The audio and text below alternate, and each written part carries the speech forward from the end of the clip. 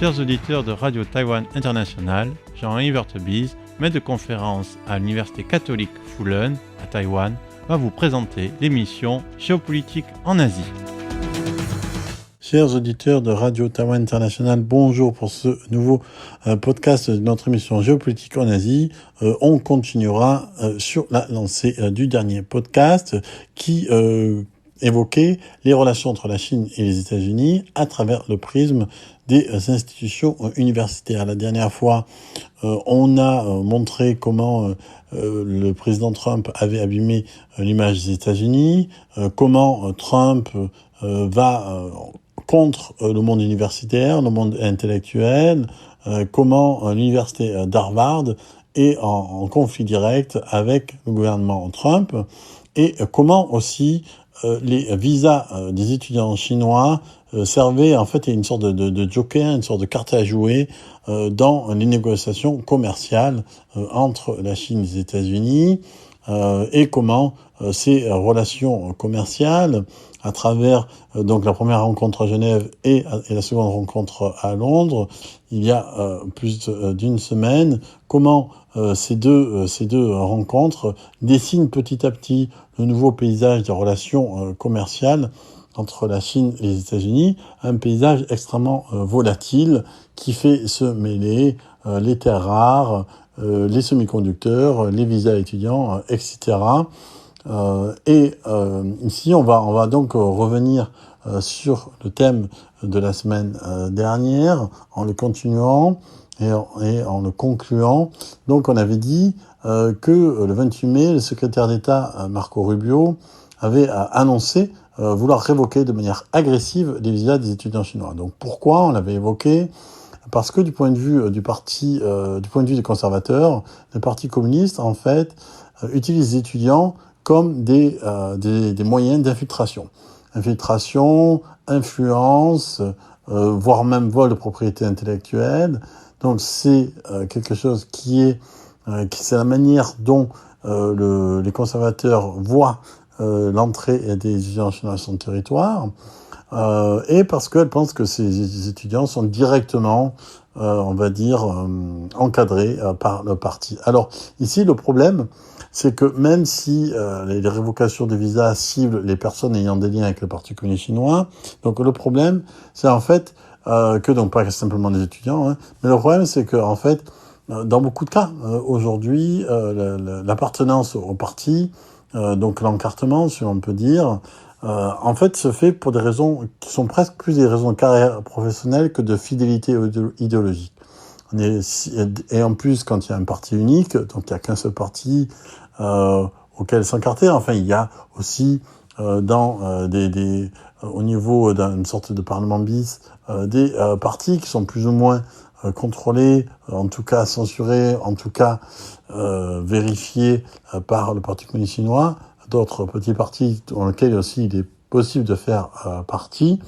Mais en tout cas, l'adhésion au Parti communiste chinois, c'est autant pour des raisons de professionnels que pour des raisons idéologiques, et peut-être plus pour la carrière que pour vraiment parce qu'on croit à Mao Tse-tung et à Xi Jinping.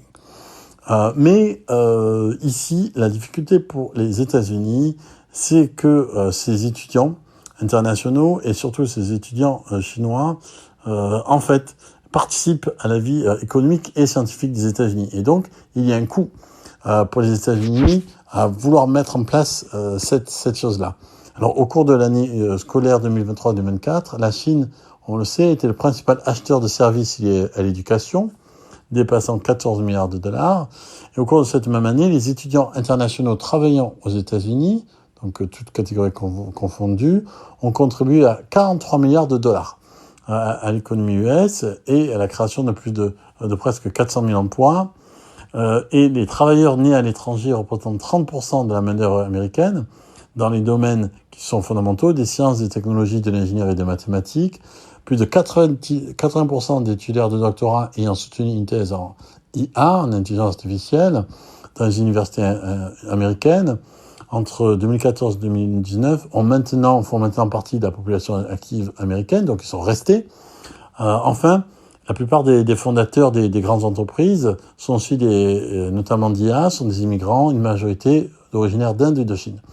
Autrement dit, à vouloir empêcher le flux des étudiants internationaux, et notamment chinois, en fait, la seconde administration Trump pourrait en fait implémenter des directives qui sont assez contre-productives. Pourquoi ? Parce que c'était justement et c'est justement ce rêve américain des grandes universités américaines qui était en fait le moteur principal d'une sorte de fuite des cerveaux qui a eu pendant très longtemps lieu, donc de la Chine vers les États-Unis, et c'est ce qui a permis en fait aux États-Unis d'assurer leur domination technologique mondiale, donc pas simplement de la Chine, de l'Inde, etc. Donc tous ces talents, tous ces cerveaux venant de l'extérieur, vouloir tarir ce robinet-là pour des raisons, on va dire, électorales de discours sur l'immigration, ça pourrait être contre-productif. Alors, ça signifie pas, en fait, qu'il faut passer non plus sous silence. Ça signifie pas qu'il y a aussi des raisons. On peut pas passer sous silence l'emprise chinoise et l'entrisme du parti dans ces universités d'élite américaines. On sait que les universités comme Harvard, mais aussi Syracuse, Stanford, l'université du Maryland ou Rutgers ont joué un rôle de premier plan dans la formation à l'étranger des fonctionnaires. Cette formation à l'étranger fonctionnaire, Pékin, à partir des années 1990, a commencé à l'organiser dans une échelle industrielle, à grande échelle.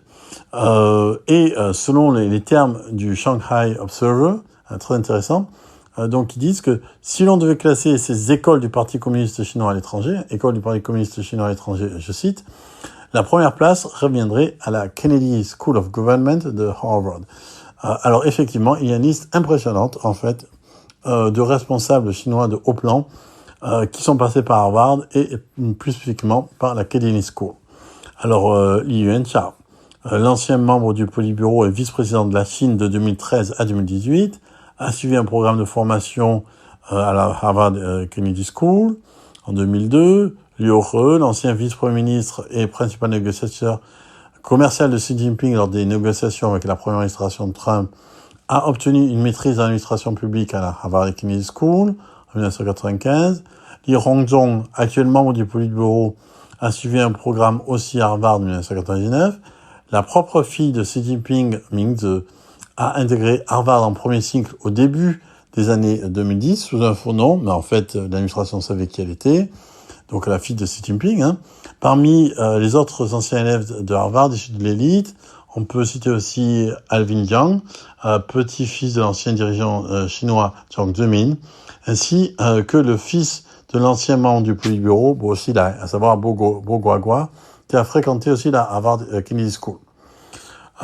Évidemment, une autre point aussi intéressant à noter, c'est que Graham Allison, qui est l'auteur du fameux article du Financial Times de 2012 intitulé Le piège de Thucydide, est aussi l'ancien doyen de la Harvard Kennedy School. Et c'est lui qui a donc émis cette idée d'un piège de Thucydide, c'est-à-dire d'un conflit probable entre les États-Unis et la Chine pour la dominance, tout en appelant à éviter ce conflit et à trouver un terrain d'entente, évidemment, entre la Chine et les États-Unis.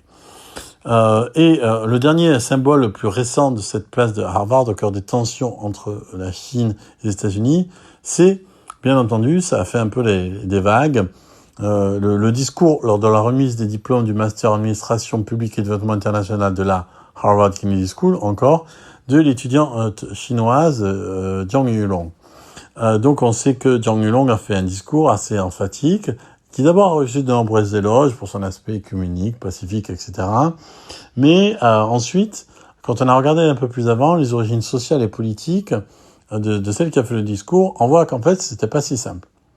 Et en fait on voit que c'était sans doute en fait un discours qui traduisait l'influence à la chinoise. Et typiquement le cas de figure de Harvard et de la Kennedy School qui sert d'entrisme et d'instrument d'agent d'influence du discours de la Chine. En effet, dans son discours, Jiang Yulong a repris en fait les thèmes de la communauté de destin chère au président Xi Jinping et elle a affirmé, je cite, « Si nous croyons encore en un avenir commun », donc c'est ce thème de l'avenir commun qui en fait se réfère aux éléments de langage du Parti communiste chinois. N'oublions pas que ceux que nous qualifions d'ennemis sont eux aussi humains. En découvrant leur humanité, nous découvrons la nôtre. Donc c'est un discours qui est très beau, très emphatique, assez représentatif de ces discours de diplomation de fin d'année, de graduation. Mais en fait, c'est un discours aussi qui a ses problèmes et qui, même s'il a d'abord été loué, a été ensuite critiqué. En effet, on a démontré ensuite que le père de Jiang Yulong était le directeur exécutif de la Fondation chinoise pour la conservation de la biodiversité et le développement vert, un fonds spécial alimenté par l'État, qu'elle est entrée à Harvard grâce à une recommandation de Zhou Jingfang, qui est le vice-président et secrétaire général de la même fondation. Et en Chine même, d'ailleurs, les internautes ordinaires, loin d'y voir simplement un message de paix œcuménique, certains, oui, mais en fait aussi un grand nombre, ont surtout vu, et ça c'est intéressant, une démonstration de leur distance personnelle vis-à-vis de ce monde doré de la nomenclatura chinoise dans laquelle donc Jiang Yulong fait manifestement partie. C'est d'ailleurs certains illustrateurs de Weibo ont écrit, c'est pourquoi elle a pu obtenir une bourse pour aller au lycée au Royaume-Uni, puis à Harvard. Ce discours donc a réveillé une sorte de sentiment, de ressentiment contre les élites mondialisées, qui est aussi présent en Chine, de toute une population plus jeune pour qui l'éducation à l'étranger c'est encore quelque chose d'hors de portée, c'est un luxe au niveau économique, mais plus encore, pour les plus radicaux d'entre eux, cette éducation à l'étranger est aussi une forme de trahison de l'identité nationale. Puisque pourquoi aller dans le pays ennemi alors que on a tout ici à disposition? Et un internaute a d'ailleurs dit « J'espère qu'elle continuera à briller à l'étranger et qu'elle restera loin de nous ». Évidemment, un point de vue très ironique, mais qui manifeste aussi une forme de distance entre ces élites mondialisées, qui sont d'ailleurs, comme on l'a vu, un grand nombre, ceux de l'élite du parti aussi, les enfants de l'élite du parti, et la plupart des gens, des jeunes en Chine, qui ont de plus en plus de mal à trouver un travail, et d'ailleurs, alors même parfois, qui reviennent de l'étranger. Donc voilà, ça sera tout pour aujourd'hui. C'était Jean Evertebise dans son émission Géopolitique en Asie pour RTI.